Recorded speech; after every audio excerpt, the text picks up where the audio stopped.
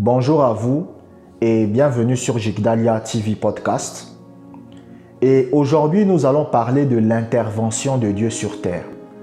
En fait, nous allons voir comment, en tant que chrétien, vous pouvez faire intervenir Dieu dans les affaires courantes. Vous devez comprendre que la prière permet de faire agir Dieu sur terre. C'est-à-dire que la prière, c'est ce qui fait en sorte que lorsque vous vivez des situations compliquées, Dieu va agir dans votre vie parce que vous priez. Vous savez, l'apôtre Jacques va dire que si quelqu'un est dans la souffrance, qu'il prie. Pourquoi? Parce que l'apôtre Jacques savait que lorsque vous avez des problèmes, lorsque vous avez des difficultés, lorsque vous vivez des situations compliquées, vous pouvez décanter ces situations-là par la prière. Vous pouvez les décanter par la prière. Donc, en fait, le problème, vous savez, avec beaucoup de chrétiens, c'est que vous priez simplement quand vous avez besoin de lui. C'est là où c'est pas bon. Vous savez, Dieu n'est pas contre le fait qu'on le prie par rapport à nos problèmes. Si par exemple, votre femme est stérile et vous voulez que votre femme fasse des enfants, et vous venez prier Dieu pour avoir un enfant, mais Dieu va vous exaucer, Dieu n'a pas de problème avec ça. Mais le problème que Dieu a avec les chrétiens aujourd'hui, c'est que c'est seulement quand ils ont des problèmes qu'ils prient Dieu. C'est seulement quand ils ont des problèmes. Vous savez, la dernière fois, on m'a contacté et on me dit, ton petit frère va aller en prison. Il a été impliqué dans une bagarre. Il y a eu des couteaux et tout. Et on me dit, non, il va aller en prison. J'ai dit, non, il n'ira pas en prison. Il n'ira pas en prison. Et après, j'ai dit à la personne, au revoir. Et on s'est séparés. Mais d'où venait ma confiance? C'est parce que je prie. Mais il y a des chrétiens, vous ne priez que quand vous avez des problèmes. C'est-à-dire que quand vous vivez des situations compliquées, c'est à ce moment-là que vous priez. Quand on dit que vous avez un cancer, c'est à ce moment-là que vous priez. Quand on dit que vous allez perdre votre boulot, c'est à ce moment-là que vous priez. Quand on vous dit que non, votre fille est gravement malade, elle a besoin de médecins, tout ça, c'est à ce moment-là que vous priez. Mais quand tout va bien, vous ne priez pas. C'est pas comme ça que ça marche. Donc, Dieu veut vous délivrer à travers la prière. Dieu veut vous délivrer à travers la prière. Il y avait un homme de Dieu, sa grande sœur avait eu un cancer et elle était en train de mourir. Et l'homme de Dieu est venu devant le Seigneur, il a prié. Et qu'est-ce qui s'est passé? Sa sœur a été guérie du cancer. Donc, cet homme de Dieu a fait intervenir le Seigneur dans sa vie pour guérir sa sœur à travers la prière. Donc, la prière est une arme spirituelle par laquelle nous pouvons décanter les œuvres du diable. La prière est une arme spirituelle par laquelle vous pouvez détruire les œuvres du diable dans votre vie. Maintenant, le problème de beaucoup de chrétiens, c'est qu'ils ne connaissent pas les principes de la prière. C'est-à-dire que vous priez, vous ne connaissez pas les principes de la prière. Lorsque vous priez, vous devez croire avoir reçu. Écoutez, il y a 3 niveaux dans la prière. 3 niveaux. Le premier niveau de la prière, c'est lorsque vous priez, vous demandez quelque chose à Dieu et vous croyez que vous avez reçu la chose, même si vous ne l'avez pas encore vue. Ça, c'est le premier niveau. Donc, vous êtes malade. Vous dites, Dieu, guéris-moi. Quand vous avez dit à Dieu de vous guérir, vous croyez que vous êtes guéri, même si vous n'avez encore rien vu. Ça, c'est le premier niveau. Après, il y a le deuxième niveau de la prière. Le deuxième niveau de la prière, vous demandez quelque chose à Dieu et Dieu vous parle.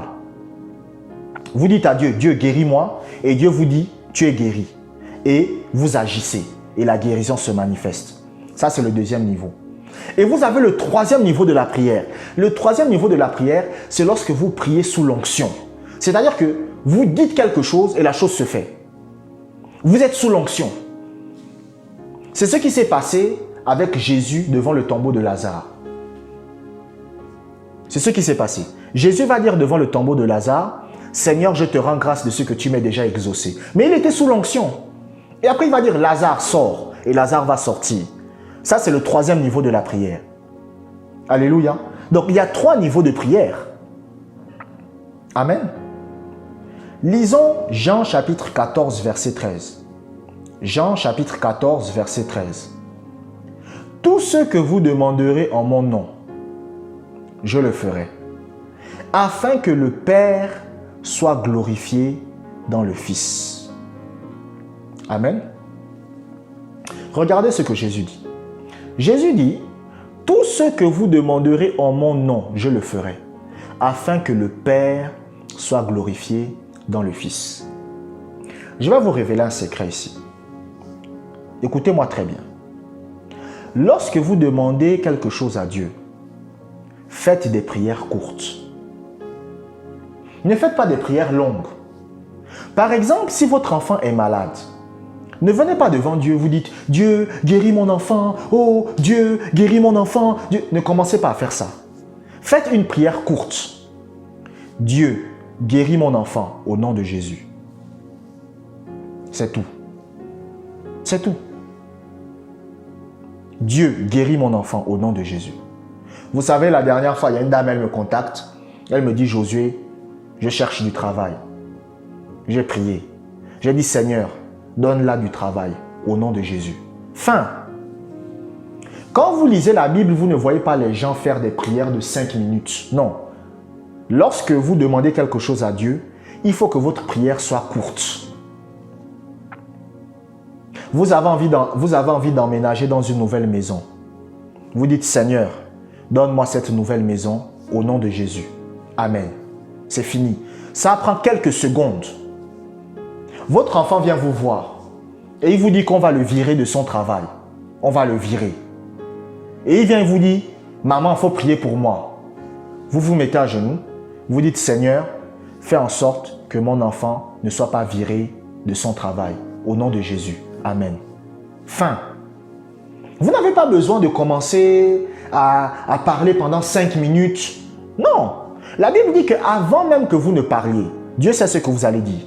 Parce que Dieu regarde votre cœur. C'est-à-dire que avant même que vous ouvrez la bouche, Dieu voit dans votre cœur ce que vous allez déjà dire. Donc, vous n'avez pas besoin d'être trop long. Il y a quelqu'un qui va poser la question, si Dieu sait déjà ce que je vais dire, pourquoi il veut que je le dise encore? Bien-aimé, obéissez simplement à Dieu. Moi, je ne comprends pas les gens pourquoi vous voulez raisonner avec Dieu. Obéissez simplement à Dieu. Même Jésus, quand Jésus était au jardin de Gethsémani et qu'il était en train de prier, il a ouvert la bouche et il a parlé. Jésus n'a pas parlé dans son cœur. Donc, il y a des gens, vous dites, ah, moi, je vais prier dans mon cœur, Dieu va m'écouter. Dieu écoute ce que vous dites dans votre cœur, mais Dieu veut que vous puissiez le dire. Donc, vous devez ouvrir la bouche et parler. Et faites des prières courtes. Donc, vous voyez que la Bible dit, tout ce que vous demanderez en mon nom, je vous l'accorderai. Donc, vous priez. C'est simple. Et je vous ai dit, soyez dans les prières courtes. Ne soyez pas comme les gens aujourd'hui dans les églises charismatiques, qu'ils prient pour un sujet de prière, il est dans le même sujet de prière pendant 30 minutes. Non. Quand il s'agit de la prière de la foi, on ne dure pas. Même quand vous priez pour un malade, vous savez, ça c'est quelque chose que le Seigneur m'a appris. Quand vous priez pour un malade, ne traînez pas. La dernière fois, je me rappelle, il y avait une dame qui m'avait contacté. Elle avait des douleurs aux aisselles terribles. Et elle me disait qu'elle n'arrivait pas à dormir. J'ai dit, ok, mettez votre main sur votre aisselle. Elle a mis sa main. J'ai dit, au nom de Jésus, j'ordonne aux douleurs aux aisselles de partir. Fin. Et la maman, elle me dit, c'est tout. Je dis, non, c'est tout. Elle me dit, ah, la prière est courte. Hein? J'ai dit, oui, la prière est courte. Elle est partie dormir. Le lendemain, elle me contacte. Elle me dit, Josué, toutes les douleurs ont disparu. Toutes les douleurs sont parties. Donc, ne pensez pas que lorsque vous demandez quelque chose à Dieu, c'est parce que vous criez beaucoup, vous parlez beaucoup. C'est ça qui fait en sorte que Dieu vous exauce. Jésus a dit, quand vous priez, ne multipliez pas de vaines paroles. La Bible dit que c'est les païens qui prient comme ça. Parce que les païens, ils se disent que plus je ne fais que beaucoup parler, plus Dieu va m'exaucer. Non, apprenez à faire des prières courtes. Apprenez à faire des prières courtes. Amen. Lisons Luc chapitre 22, versets 31 à 32. Luc chapitre 22, versets 31 à 32. Le Seigneur dit, « Simon, Simon, Satan vous a réclamé pour vous cribler comme le froment. Mais j'ai prié pour toi, afin que ta foi ne défaille point. Et toi, quand tu seras converti, affermis tes frères. » Regardez ce que la Bible dit. Jésus, un jour, est en train de prier. Et Jésus voit en esprit que Satan veut cribler Pierre comme le froment. Et il veut cribler les disciples de Jésus comme le froment. Vous savez c'est quoi le froment? Le froment, c'est du fromage. Vous avez vu les fromages qui sont troués. C'est ce que Satan voulait faire à Pierre, Jacques, Jean et tous les apôtres. Il voulait les éliminer. Mais qu'est-ce que Jésus va faire? Jésus va prier. Donc, la prière a fait intervenir Dieu le Père pour empêcher Satan de détruire Pierre. Donc, quand vous êtes un chrétien et que vous ne priez pas, vous êtes mal barré. Mais écoutez-moi, je vous le dis. Parce qu'il y a des gens, écoutez, vous ne comprenez pas. Quand vous êtes un chrétien et que vous appelez un homme de Dieu pour qu'il prie pour vous, c'est bien. Par exemple, moi, si vous m'appelez pour que je prie pour vous, je rends gloire à Dieu, c'est mon rôle, c'est mon travail. Mais le problème, c'est que si vous ne développez pas vous-même une vie de prière, un jour, vous pouvez me contacter et je ne suis pas disponible. Comment vous ferez? Si un jour vous me contactez, vous avez un grave problème, vous me contactez et j'ai perdu mon portable, par exemple, comment vous ferez? Donc, c'est ça que beaucoup de chrétiens ne comprennent pas. La prière fait intervenir Dieu dans notre vie. Vous savez, la Bible va raconter l'histoire de l'apôtre Jacques. Dans le livre des Actes des Apôtres, Jacques va se faire tuer par Hérode. Parce que l'Église ne priait plus. Comme l'Église faisait beaucoup de miracles, ils gagnaient des âmes, ils se sont reposés sur leur laurier. Ils ont dit non, on n'a plus besoin de prier. Et la Bible dit que Hérode va tuer Jacques. Mais quand maintenant, Hérode va vouloir encore tuer Pierre, là l'Église va se réveiller. L'Église va dire non, Jacques, on n'a pas prié, il est mort. Pierre, on ne va pas laisser qu'il meure. L'Église a commencé à prier. Et la Bible dit que Dieu a délivré Pierre. Mais c'était quoi le secret? C'est la prière. Donc Dieu n'intervient pas dans la vie des personnes qui ne prient pas. Et je vous ai dit, un chrétien, vous ne devez pas prier quand vous avez seulement des problèmes. C'est-à-dire que quand vous avez des problèmes, c'est là que vous priez. Non, c'est pas comme ça. Un chrétien, vous ne devez pas prier quand seulement vous vivez des situations compliquées. Moi, je me rappelle d'un papa, ça faisait 5 ans qu'il était dans le chômage. Et il était tout le temps dans l'église, en train de prier. Oh, il prie avec sa femme. Et il va avoir un poste. Quand il va avoir son poste, il va arrêter de prier. Il va arrêter d'aller à l'église. C'est en fait là que vous vous rendez compte qu'en réalité, ce gars-là, il n'a jamais aimé Dieu. Mais il priait Dieu pourquoi?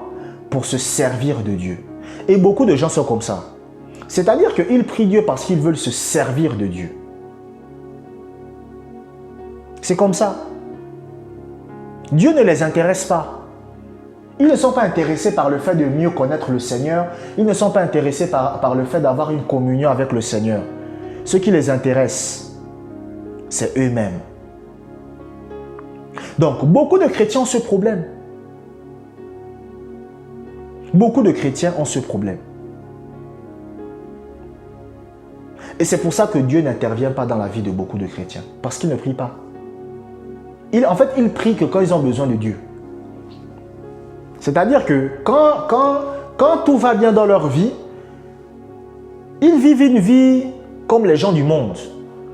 Mais quand maintenant ils voient que, là je suis dans les problèmes, Dieu aide-moi. C'est pour ça que vous allez voir qu'en Afrique, Pourtant, c'est le continent là où les gens prient le plus, mais c'est le continent là où il y a le plus de souffrance. Parce que les gens qui prient en Afrique ne prient pas Dieu en esprit, en vérité. Écoutez, vous n'aimez pas ce que je dis, c'est votre problème. Moi, je dis la vérité.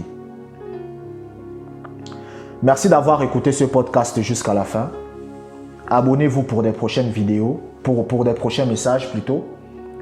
Si vous êtes édifié par mes enseignements, vous pouvez me soutenir en faisant un don dans les liens qui se trouvent dans la description.